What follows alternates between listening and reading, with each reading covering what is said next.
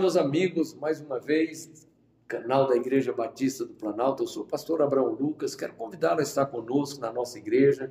Que privilégio podermos ter você ouvindo o nosso canal, assistindo o nosso canal, as mensagens aqui vinculadas, de maneira que um dia seria bom tê-lo aqui na nossa igreja, participando de um culto de forma presencial. Hoje eu estou aqui com o nosso irmão Otiniel Melo dos Santos, que aqui na igreja, na nossa comunidade de fé, da Igreja Batista do Planalto, nós chamamos carinhosamente de irmão Tininho. Quem é o irmão Tininho? Eu me chamo Otiniel Melo dos Santos, mais conhecido como Tininho. Eu venho aqui hoje falar sobre aquilo que Deus fez na minha vida. Eu sou um milagre na mão de Deus. Amém. Porque para os homens eu tinha ido embora, mas para Deus tudo é possível. Estou aqui dando meu testemunho. Amém. Em 2007, eu tinha um imóvel no Cássio e Pesca e tinha um inquilino que estava com problema de não ter pago a luz, e a minha patroa queria que eu fosse com ela lá para ver o número do relógio para ir na Coelce.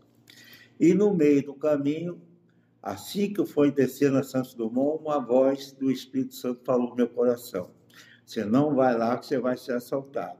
Eu comecei com a minha patroa, falei com ela: olha, não vamos lá. Ela não falou nada, mas eu notei que ela ficou chateada. Então você ouviu Deus dizendo não ir para esse lugar. E mais uma vez, quando foi se aproximando a entrada da nossa casa, novamente aquela voz falou no meu coração: não vai lá que você vai ser assaltado. Coisa. Eu falei com ela, na mesma hora ela parou. Advertindo de que não devia ir para esse local. Aí, conclusão, eu falei com ela, aí ela ficou aborrecida, queria que eu parasse o carro e ela queria ir sozinha. Eu falei: não, a gente sempre anda junto, nós estamos juntos, nós vamos. E nós fomos. Quando chegamos no Cássio Pesca, havia uma Kombi na frente do portão do nosso imóvel, e dois garotos, eles iam assaltar a Kombi, mas a Kombi saiu e eu estava, e eles vieram me assaltaram. Nisso me deram 2 tiros. Um pegou na porta do carro, outro pegou, aliás, 3. Um pegou na minha boca e o outro saiu bala perdida. Moral da história: eu preocupado, porque a minha esposa, ela tem problema, não pode ver sangue, que ela fica agitada. Eu só fiz assim, saí no volante, passei para o lado do volante e botei a mão na boca, segurando os dentes que caíram. E era muito sangue. Você teve essa parte da face tão toda destruída com o tiro. Aí eu fui e falei com a minha patroa, assim: olha, você fica tranquila que Deus está no controle. Do Cássio e Pesca até o São Mateus, são seguradamente, acho que 5 ou 6 sinais. Todos os sinais estavam abertos. Que coisa. E quando chegou no São Mateus, ela encostou o carro, eu apaguei. Aí eu só vi quando ela saiu correndo, então, pelo amor de Deus, salve meu marido está morrendo, foi assaltado. Eu sei que me pegaram, botaram dentro de uma maca, levaram para o hospital, rapaz. Dali você não teve mais consciência de nada. Dali só acordei. E Deus também foi muito bom com ela, porque ela não se desesperou tanto e teve força para lhe conduzir até o hospital. Né? Foi um milagre mesmo. Porque... E aí a Bíblia diz que a fé tem que ter obras, né? Então ela teve fé e teve a obra de agir, de dirigir o carro, de socorrer. E eu fiquei ali 32 dias ali, em coma. Era só meu espírito com Deus. Mas eu sentia assim, uma paz no meu coração. Eu era muito ligado na igreja que eu frequentava, e eu gostava muito da pregação do meu pastor. E quando eu estava ali, eu escutava uma igreja. Se estivesse falando de alguém testemunho, eu achava que eu estava num local que tinha uma igreja do lado do hospital. Então, espiritualmente, você mentalizava, você conseguia sentir via os a igreja, as músicas, todos os testemunhos. Você pensou que estava no céu, não? Para mim eu estava, pastor. Às vezes era no céu, né? Às vezes eu dizia até para a minha patroa: olha, se eu tivesse partido, eu estava num lugar tão bonito que deixou saudade. Você não conseguia saber que estava assim na terra, num hospital, dentro de uma UTI, entubado e em coma. Isso você não sentia. Mas Deus é muito bom. Era ação espiritual. Né? Eu não tinha conhecimento do sofrimento da minha patroa, da minha esposa, não tinha noção de nada. Eu estava ali morto dentro daquele hospital, né? Se passaram dias e pós-dias, Até que chegou um dia, eu vi assim, eu me lembro que vagamente meu espírito via aquele monte de médicos em volta da minha cama. E tinha 2 médicos que eram contra me dar uma injeção. E tinha os outros que eram a favor da injeção. Aí eu falo para eles, Essa injeção daria uma possibilidade de eu sair do coma. Disse, olha, a situação dele é muito grave. Ele já está a caminho de morte cefálica. Ele é doador de órgãos. Aí, já estava pensando assim, é doador de órgãos? Não é. Aí diz assim, olha, então é melhor te dar a injeção, porque se ele reagir, é um milagre. E se ele não reagir, já tá morto. Aí os outros 2 concordaram e me deram a injeção. E nesse procedimento da injeção, eu estava lá na camada, então uma bola de fogo assim, dentro da UTI, me chamando pelo meu nome, Otiniel Melo. Eu estava meio assim, sonolento, não entendia bem. Aquela voz foi embora, só que eu fiquei agoniado porque me chamaram e eu não respondi. Só que mais tarde, um pouco, eu acredito que devia ser umas 9, 10 horas da noite, novamente aquela bola veio, novamente no mesmo sentido, Otiniel Melo. Eu me arrepio todinho. Aí aquela voz para mim assim, Otiniel Melo, eu disse, pois não, estou aqui, sou eu.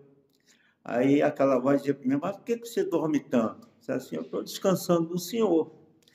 Aí eu dizia para aquela voz, poxa, eu não posso morrer. Eu estou aqui a 3.000 quilômetros de distância do Rio de Janeiro, porque minha família, uns são do Rio de Janeiro, outros são de São Paulo, é muito grande a minha família, e ninguém vai ter condições de me ver. Você conversando com alguém? Eu conversando com o Espírito que estava ali. Eu senti que era Deus conversando comigo. Era aquele meu espírito com o Espírito.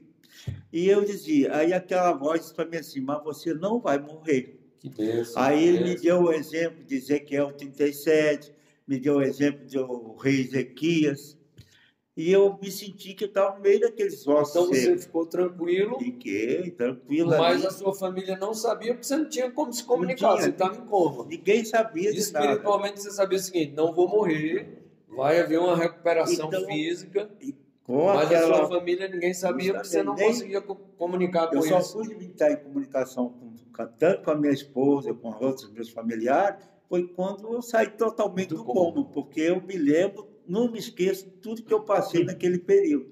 E aquela voz dizia para mim, olha, tudo que tinha que ser feito na medicina foi feito para você. Você é um homem de sorte. Os melhores médicos te acompanharam, mas a tua vida está aqui. Só eu posso dar. O Espírito do Senhor. E eu dizia, não deixa eu morrer. Mas tu não vai morrer. Você vai, aproveita a vida.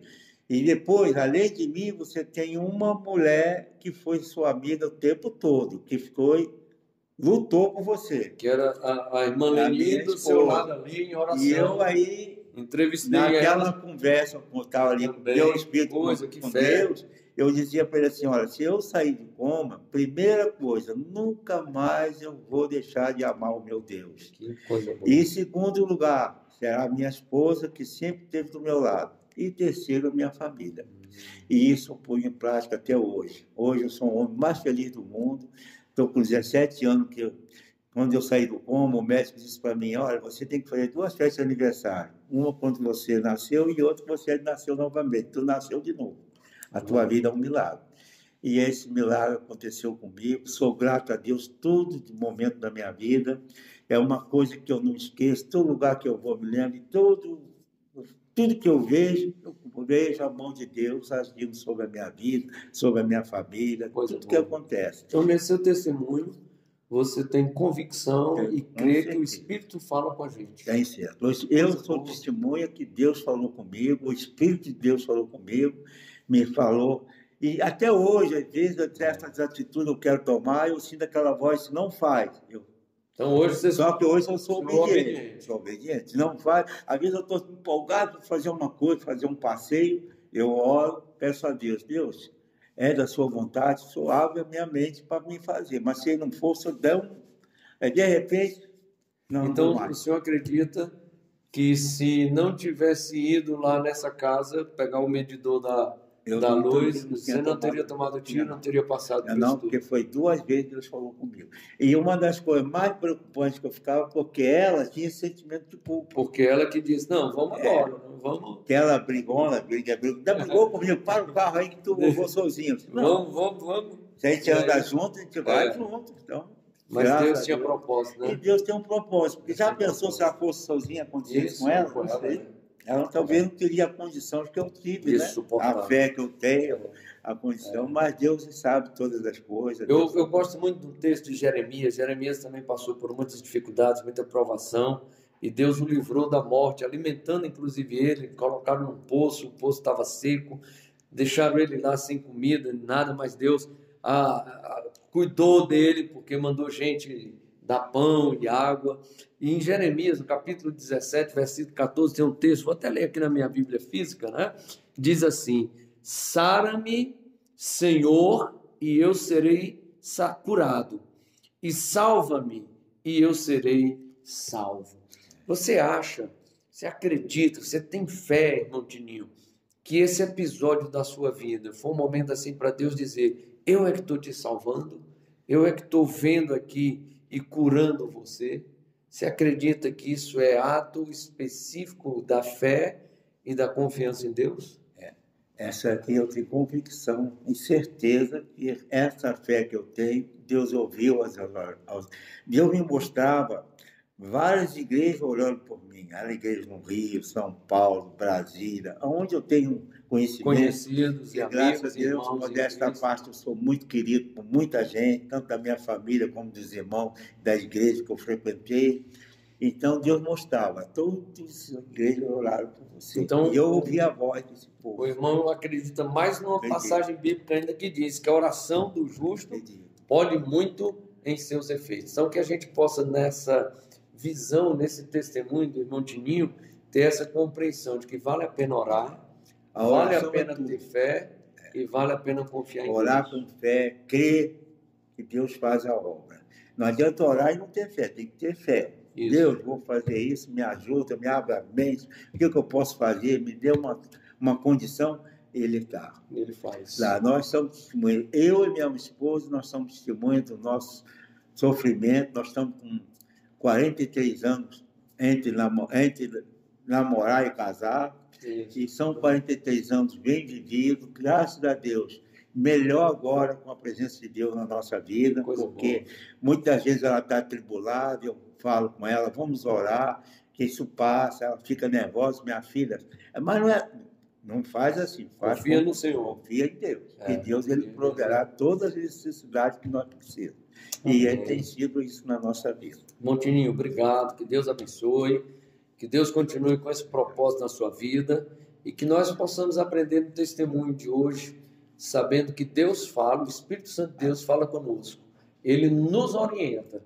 A gente precisa ser obediente. Se a gente obedece ao Senhor, tudo vai dar certo. Amém? Visita a nossa igreja. Obrigado por acompanhar aí o nosso canal. Que Deus abençoe a sua vida.